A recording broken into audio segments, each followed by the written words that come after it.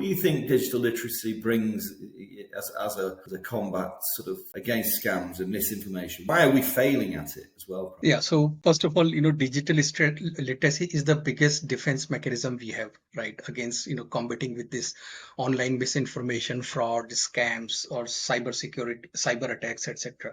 And broadly, we are failing that because the accountability, and we believe that, security, cyber security, information security, or digital literacy is a job of the skilled or expert people.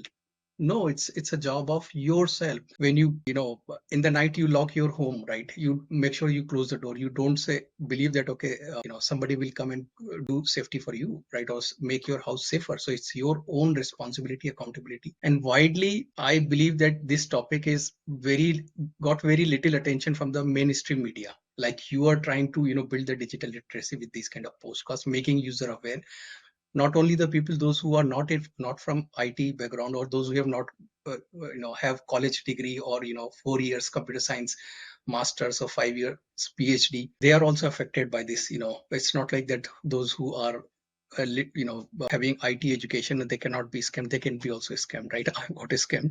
My wife got scammed. She's also in IT. So the attention from the mainstream media is very little, and the course curriculum at a school level, university level, have very little attention on honestly digital literacy, how to combat with it, right? So on and off, I'm not saying people are not making efforts. People are making efforts, but it's not enough. We need to make more, like the podcast which you guys are doing. Absolutely fantastic job you guys are doing, spreading the awareness, sensitivity, and urgency to increase the penetration of digital literacy across the society and across all the strata of the society. And if you were to maybe bring it down to one street smart hack, one thing that you would say, if you had to part one piece of really vital advice to avoid people falling for these next gen scams, what would it be? From my own experience, I would say pause, slow down, and verify. So if anything, you try to create some kind of, most of the time scammers try to exploit the human trust and urgency and emotional angle, right? So